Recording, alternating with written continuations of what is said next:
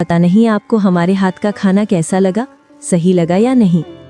बेटी, तुम अपना मन उदास मत करो। तुम तो अन्नपूर्णा हो और तुम्हारे हाथ का खाना बहुत ही स्वादिष्ट है। इतना सुनकर सेवक राम की पत्नी खुश हो जाती है। तुमने बेटा आज मेरी आत्मा तृप्त कर दी है। अगर तुम आज मुझे भोजन नहीं देते तो पता नहीं आज भूख की वजह से मेरा क्या होता। साधु अपने थैले में हाथ डालता है और उसमें से एक पोटली निकालता है। इसमें क्या है साधु महाराज? ये पोटली बेटा बीजों का भंडार है। तुम जिस भी फसल का बीज चाहोगे वो बीज इस पोटली में से निकलेगा, जिससे तुम्हारी फसल साधारण फसल से 10 गुना ज्यादा निकलेगी। ये तो महाराज आपकी असीम कृपा है। ये मेरी नहीं, ईश्वर की कृपा है बेटा। बस एक बात का ध्यान रखना, इस पोटली के बारे में कभी किसी को मत बताना और इसमें से जो बीज निकले उन्हें बेचना नहीं। अगर तुमने ऐसा किया तो ये पोटली आपके किसी काम की नहीं रहेगी। जी साधु महाराज, मैं कभी ऐसा नहीं करूंगा।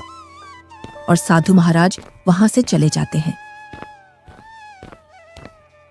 साधु महाराज के पैर जैसे ही घर में पड़े तब से घर में शांति का अनुभव हो रहा है। हाँ भाग्यवान, अब ईश्वर की कृपा से सब ठीक हो जाएगा।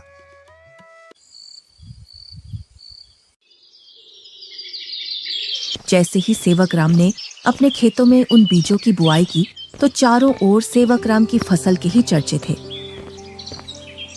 इधर गंगा राम अपने धन के घमंड में जी रहा था, जिससे वह किसी से भी सीधे मुंह बात नहीं करता था।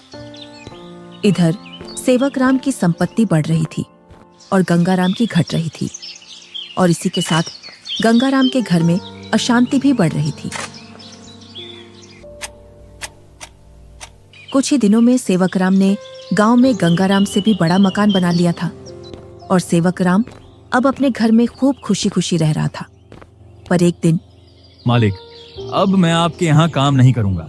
अब मुझे दूसरे गांव में आपसे ज्यादा जमीन मिल रही है और इससे भी अच्छी उपजाऊ। क्या बोल रहे हो हरिया तुम? तुम्हें पता है मेरे पास कितनी जिम्मेदारियां हैं? तुम चले जाओगे तो मैं अकेला कैसे खेती और घर संभालूंगा, और ऊपर से मैं अकेला आदमी।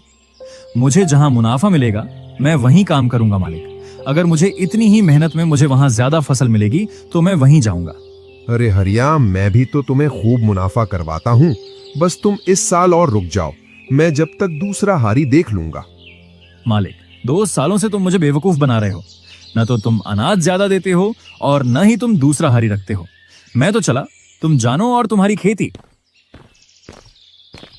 अरे नहीं, ये तो चला गया। अब मैं क्या करूंगा? कई सालों से मैंने खेतों